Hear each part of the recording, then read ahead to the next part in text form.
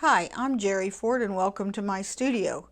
We're going to do a 4-part series on doing beginning quilting.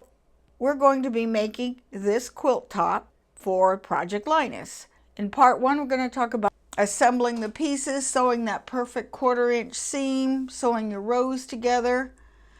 In part 2, we'll be talking about assembling the quilt sandwich and plain ordinary quilting by regular sewing machine with the walking foot.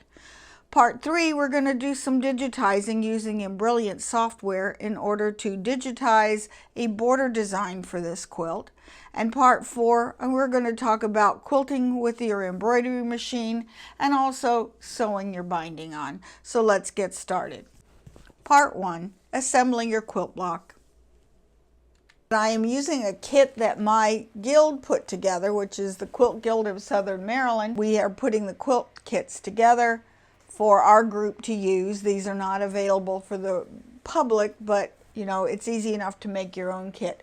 If you don't have a kit, you need to have 52 6-inch squares, random of any colors you like, or scraps, or whatever you have. You'll need to have 3 1/4 inch wide strip of fabric that goes from selvage to selvage, and you'll need 4 of those. And of course, you're going to need some backing, batting, and binding. And we'll talk about those later. Like I said, you can use a kit, or you can even purchase kits from Project Linus or assemble your own. When you have a kit, the best thing to do is to check, make sure everything is there. So I'm going to take this out and take it out of the bag.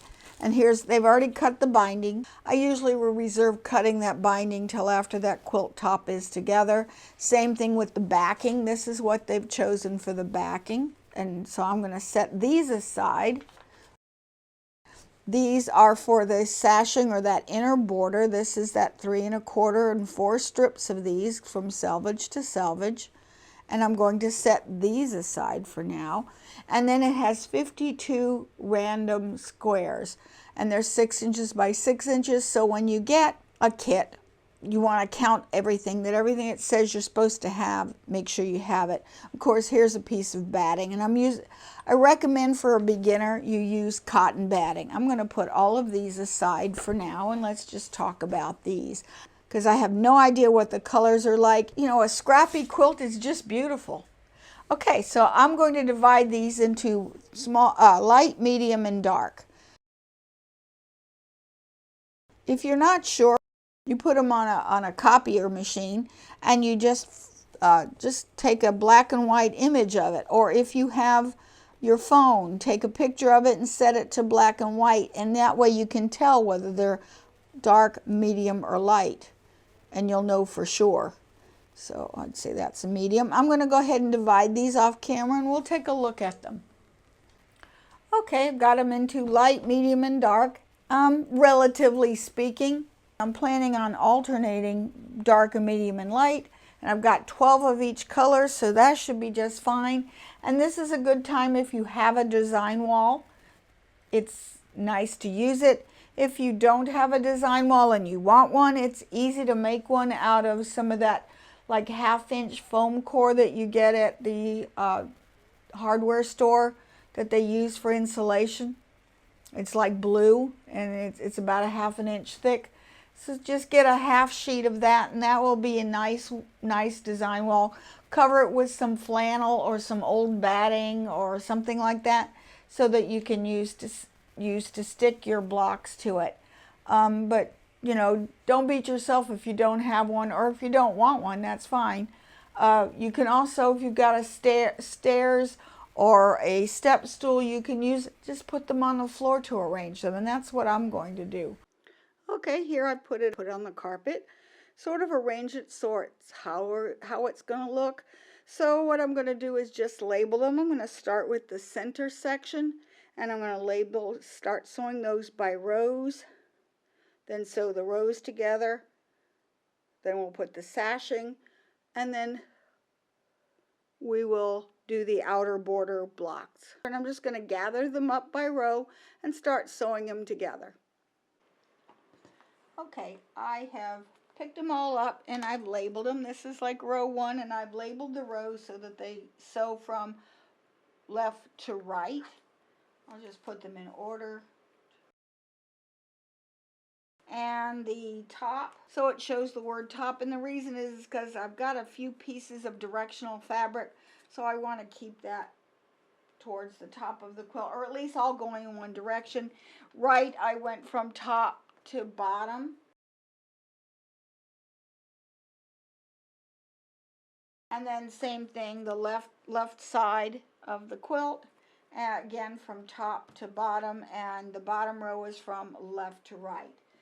And like I said, there is some directional fabric in here, so I want to keep it in the same direction. You know what? If it gets mixed up, because it usually does, then just refer to your picture. If you're not sure which way that row is supposed to together, refer to the picture that you took when you were putting it together. Okay, I'm going to put these aside, and we're just going to concentrate right now on the rows. I want my machine to have a size 11 sharp or universal needle. You also want to use the thinnest thread you can get a hold of. I like Aurifil because it's nice and thin, and it's a good quality thread. You want to use a good quality thread because cheap thread is going to be linty for your machine. As far as color of thread, I'm going to be using white or an off-white, but neutral, beige, light gray, all of those colors will work. I'm going to just be using a straight stitch machine for this, and I'm setting my stitch length at 2 millimeters. Okay, I want to use a 1/4 inch foot, which has just a little indent right here that makes it a 1/4 inch stitch. Just whatever you use, make sure it's consistent. Before I start stitching, I want to test two things. I want to test the tension of your machine, and you also want to check that you're getting the most accurate 1/4 inch you can possibly get. So I have 3 pieces of 2.5 inch wide fabric, and I'm going to just put them together even. You want to stitch this as close to the 1/4 inch as you can. And I'm going to start to stitch.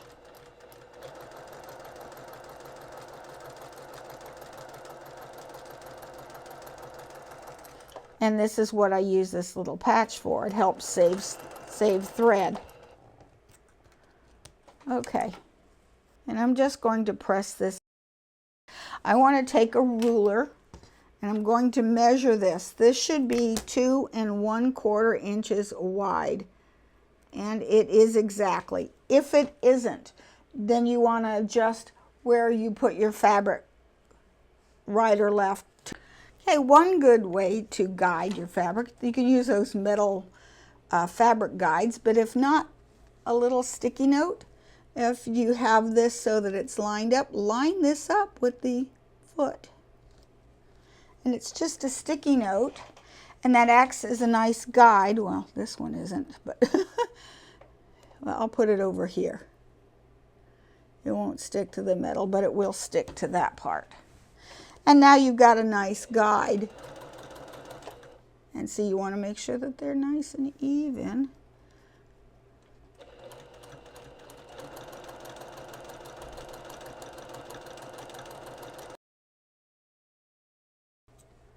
Put this in front and check this again.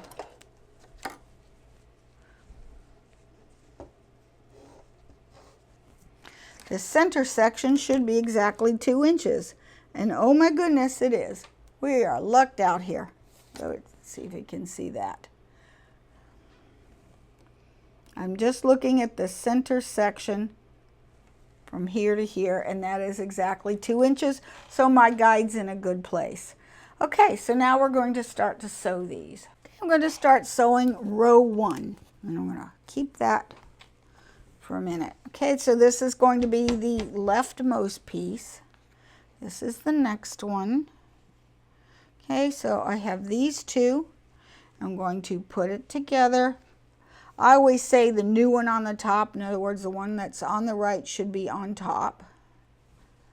And I'm going to sew, start at the top here, raise the presser foot, and go really nice and close right up to the needle. You do not need to back tack with quilting, not like you do with garment sewing.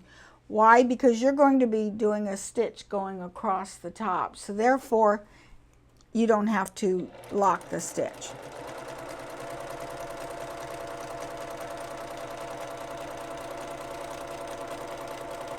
Okay, now if you're not sure, or if you can't keep track which one is going to be first, put your row 1 pin back here, like that. Now you know which one goes on the left. And same thing here. If you have directional fabric, it's up to you as to whether you're going to match it up. Now, whoever cut these didn't do such a hot job. I don't know if you can see it. It's got a checker print in there, and it is not cut on grain, but you know, it's okay.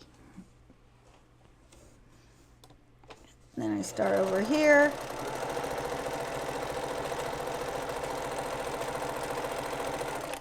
This is where I cut this little tag and come over here and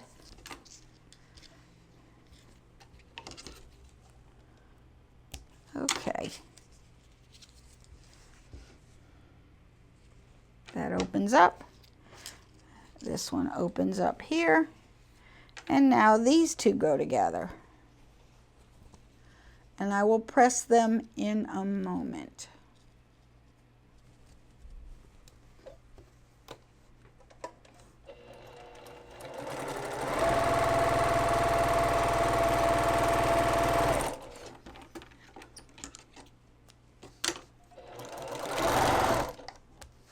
We're going to set this one aside.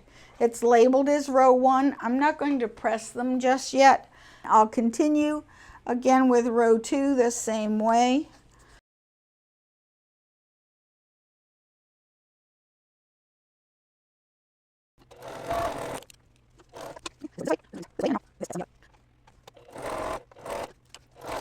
I'm going to continue on until I have all 6 rows sewn together. Now we're ready to press them. Now I want to press them so that these seams will nest together, and that'll make sense in just a minute. This is row 1. So you're going to press it flat. You want a medium hot iron, and you want to not have steam. Steam weakens fibers. On rows 1 and 3 and 5, I'm going to press towards the last piece. On rows 2, 4, and 6, I'm going to press towards the first piece. That will make the seams nest. So you press it flat so that sets the seam. Then you take the weight of your iron and just simply roll it over. This is not ironing. You don't want to be doing this. That's going to stretch the fabric. And you just sort of bounce it up and just press straight down. This is going to give you a flat seam. It helps to have a pressing mat, which is out of wool or some other type non-slippery fabric, and that way it helps the fabric not to shift around. So you would take this and just roll it over. You let the weight of the iron set that seam. And the last one, I'm just going to set this seam here. And I want to roll it over towards this side. So sometimes it helps to just take your fingers and just push it a little bit. Set that seam, and now we set the seam. Okay, and you'll notice on the back they're all facing the same way. Set that aside. Row 2, instead of pressing it that way, I'm going to press it this way. So I'm going to set the seam. And this time, sometimes it helps just to take your fabric and slide it towards the direction that you don't want to press it towards. And then it doesn't hurt to just finger press it first. And see how nice that is. Okay, set. And let the weight of the iron now you get a nice sharp seam. Okay, I'm going to continue this for the rest. Also, when you come to something that needs to be clipped, do it now. There. Okay, and this is going. Okay, and I will repeat for the other 4 rows. Okay. And now it looks like I'm ironing, but actually I'm pulling it. I pull all the weight off of it and sort of lift it up as I move it. Okay, and now I'll go ahead and finish pressing. Then we start to put these rows together. So here's row 1 and row 2. All the seams on row 1 are going this way. Row 2, they're all going this way, so they will nest. I can go ahead and take this one off. This goes on top. I'm just going to leave this tag up here so I know which is the top. You do not have to pin, and I'm going to do 1 and 2 with pinning, so I'm going to sew this way. So I'm going to set my pin. Don't put your pins in like this, okay? Then you're shifting them. Always put your pins in going towards the fabric like this. Now, notice here, this is called nesting, so that this part of the seam goes this way, the one underneath goes the other way, and what it does is it reduces the bulk in the seam. You can feel them because when you push them together, you'll feel them nest. You can use a pin. A lot of times if you're a pinner and you want to be sure that it's totally accurate, you're going to put a pin just after the seam and one just before the seam. And same thing here, you'll come to this and they're going to nest. You'll feel them nesting. If you only want to use one pin, put the pin just after the seam. And same thing here. You'll feel them. You can feel them really close together. It is not necessary to pin. If you're comfortable not, I'm going to show you on the next 2 rows how to do it without pins, especially if you're an experienced sewer. And then I'm going to pin the end. Again, don't put the pins this way because you're shifting. Go parallel to the fabric. Okay, and then we sew the whole thing together. Start the same 1/4 inch you would before. I'm going to sew right up to the pin, stop, pull it out. Same thing, you're going to come over here. Now, if you haven't sewn one of these seams, you've got a little bit of, see how I have a little bit of bulk at the top? Just give this a gentle, very gentle stretch as it's going in. Just pull it taut. It's going to ease that in. Okay, you're going to sew, usually I hold onto the pin and put it right up next to the needle. Now there's no more room for shifting. There we go. And now, if you have that second pin in there, what it does is it anchors it in there. And you know what, we didn't talk about tension. I want to make sure that there are no loops at the top and no loops at the bottom. You want a good tension on your machine. Okay, same thing here.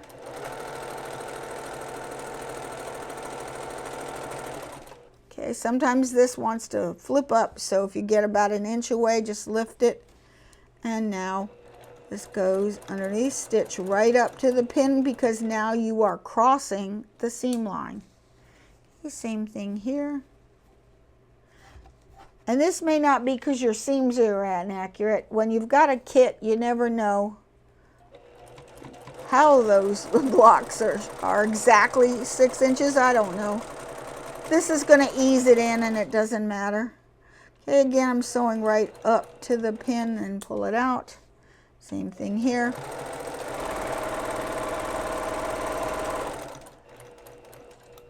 Grab that pin.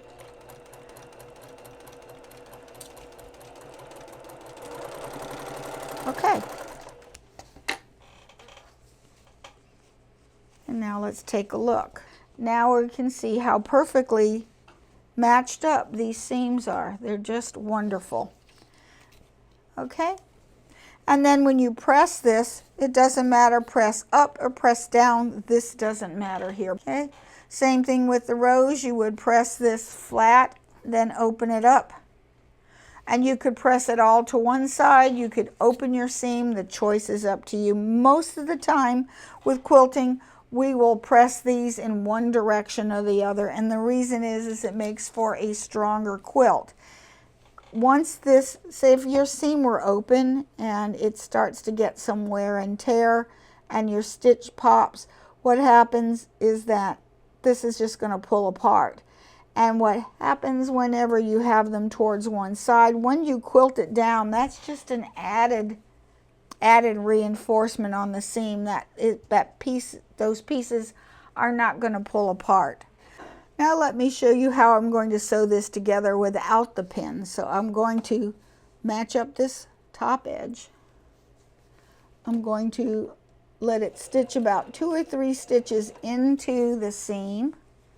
I'm going to take in my left, usually it's my left hand or right hand, I want to make sure that these are nested together. Then I will reach under and I will sew till about 2 or 3 inches away. Okay, and then again, once I'm over here, sometimes it helps to push the fabric underneath, depending on which way the seams are. There we go.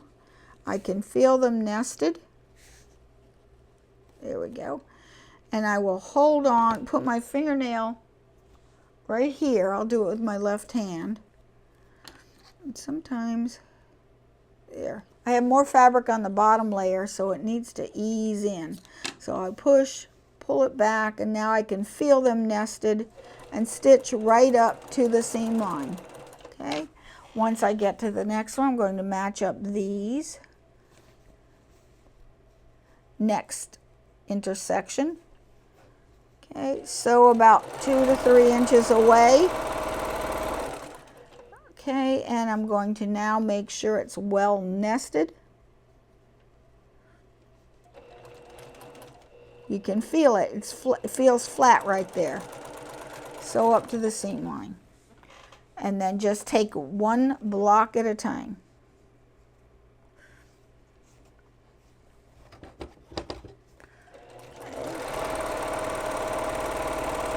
Stop. Make sure it's nested about 1 to 2 inches away. Okay.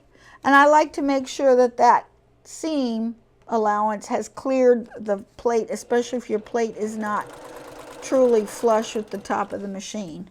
Okay, and then it comes to the bottom. I'm going to match these, and the bottom is bigger than the top, so I'm going to give it a little pull, and now everything's eased in. Now, to keep from having the end of the seam, a lot of times the very end of the seam you can sew right or sew left and it's not just perfect. So usually I will start to line that up and keep my fingers close till it clears the foot. Now it won't shift on you. Okay, and then put my piece back in and let's see how we did. That one's good, good, good. With a little practice, they will all be perfect for you. I'll finish sewing all 6 rows together. Okay, I have sewn the entire center section together. It looks pretty good. Everything is matched. I pressed it all so that all the seams are going in the same direction. Now we're ready to put on this inside border. So I'm going to take it lengthwise and I'm going to just fold it in half. I could measure it. They're even here, the same size. I'll check the width to make sure that this side is also the same. But I want to sew the strips on, so I'm going to take my sashing strips and First of all, I'm going to cut the selvages off the edges.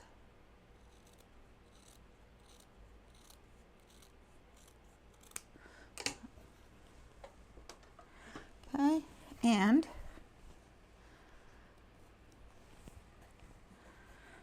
I want to measure. I'm just going to use this to measure it. I'm going to take a piece of chalk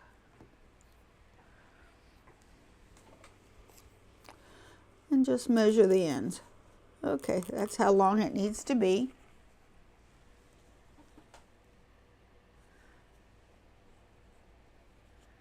You can use a rotary cutter or just scissors.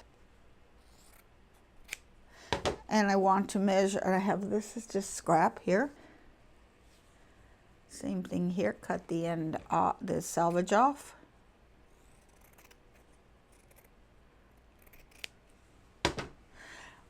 Why don't we ever use the selvages to sew with? The reason is because the edges of the fabric, or the selvage edge, is actually a thicker thread, and it will shrink at a different rate. Usually it's more. And so we don't use it because you want, if it's going to shrink, you want it to shrink evenly and not pucker. Okay, so I'm going to take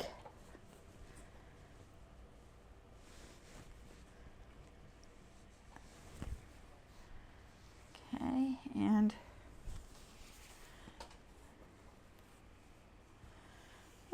use this one to cut this piece. Then we're going to pin and sew it on.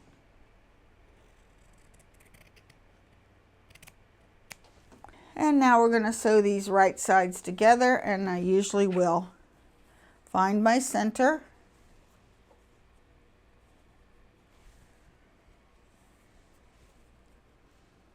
I'll just mark it with a fold, and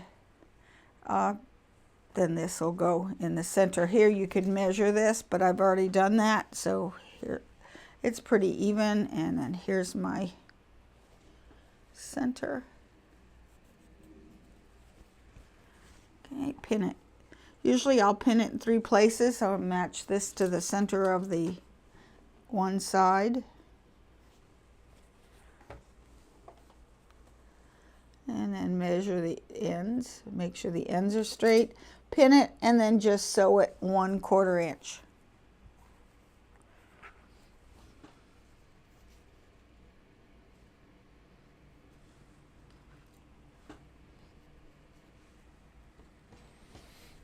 If you like, pin it halfway in between. Usually you can guide this with your fingers.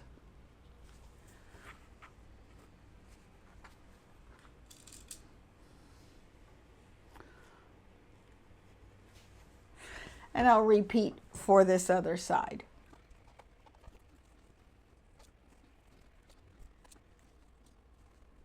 And now we're going to sew a 1/4 inch seam.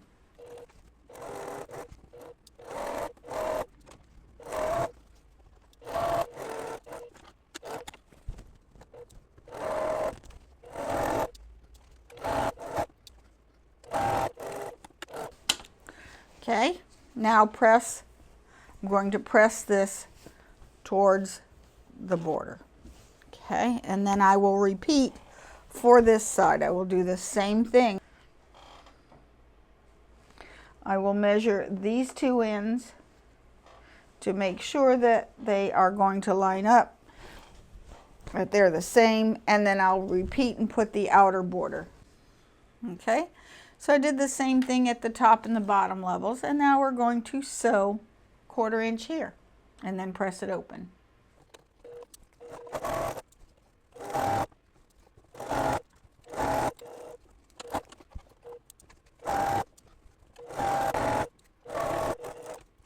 I'm going to press that open like that, and then we're going to measure it carefully, because so I want to do 7 blocks, and they're going to go from here to here, and they need to measure exactly.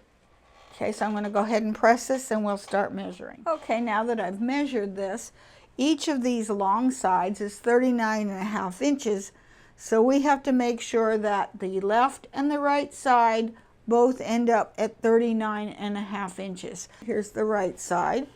Okay, I'm sewing these together, but I'm keeping in mind that this is the number 1, this is number 2. I'm going to sew these together. I put a pin here at the top so that I would know which is the top of this strip. If not, just consult your photograph you took. Okay? I'm always putting a pin at the one that's on the top of each set so I don't get them mixed up.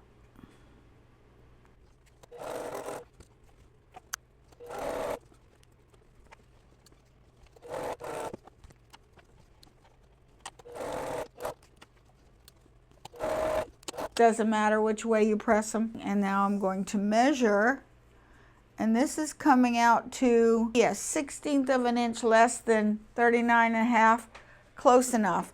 So now I'm going to put this on the right side. Where's the middle?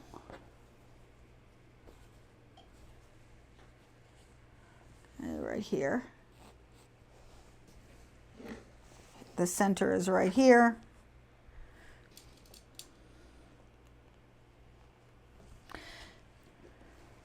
See, that matches exactly. Maybe a 1/16 of an inch off, but you know what? I can ease in a 1/16 of an inch. That's fine. Okay, so I'm sewing along this right side.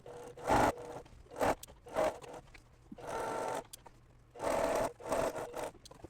going to repeat for the other side. And I will press this. When I press this here, I'm going to press towards the stripe. Here, towards the darkest, which my stripe is darker. If I had a white stripe, I would press it the other way. Okay, let's talk about if this didn't meet 39.5 inches like it should. So what you want to measure this is that if it's within less than 1/4 of an inch, just ease one or the other in. You're not going to notice that. But if it's more than that, if this is too big, then you want to take a couple of these seams and just bring them in by maybe just a thread length. You might have to do this on more than one, and you keep, if it's too big, it's easier. If it's too big, it's easier. You're just going to take a little bit deeper of a seam, maybe a thread's worth in, then measure it again. Might have to do that on a few of these blocks until it comes down to 39.5 inches. If it's going to be too short, then what I would do is stitch one thread outside of the stitching line, then remove the seam and repress it, and keep doing that until you have 39.5 inches. I don't usually stress over that. Like I said, if it's within 1/4 of an inch, I'll usually ease that fullness in one way or the other. It's not going to make too much of a difference. On this small quilt, now if this were little tiny blocks and we're doing something like a trip around the world or an Irish chain, something where you've got, say, 30 or 40 blocks in a row or a column, 1/16 off is going to be a lot, which means now you got a whole inch off. So it's best to start stitching that accurate 1/4 inch and learn to do that, because it'll save you a lot of grief in the long run. Okay, on the top and the bottom rows, when you're it goes together the same way, but when you're pressing it, the bottom row, the last one on each side, is going to be pressed towards the end. The rest don't matter which way you press them. It's like, here's the other end. I want to press it that way. And then press this towards the outside. That way it will nest correctly when you're putting it together. The rest of these, it does not matter. Just press them in any direction. Why? Because this is going to be hitting it. This is going to be seamed against a flat piece of fabric. You're not going to have to nest anything. You're going to have to nest these ends. Okay, now doing the top and the bottom, I have one place I have to do nesting, so I'm going to set the edge. I will put the pins here to nest this first set together. That's where the two blocks interact. If you like, again, put in 2 pins, one before and one after the seam. Here's your centers, and I will do the same. Actually, I have marked my center here as well, but I'm going to nest both sides first. Because if you have to do any easing, you're going to ease it in between. Okay, and I will pin the beginning.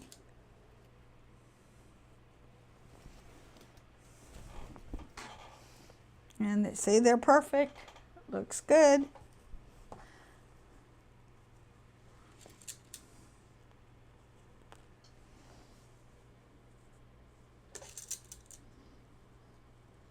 Okay, and then I'm going to sew the top and the bottom with a 1/4 inch seam, just as always. I will do that off camera. Okay, this quilt top is done. I'm going to press the top and the bottom again towards the darker fabric, and then we're going to take this to the ironing board. I'm going to give it a good press.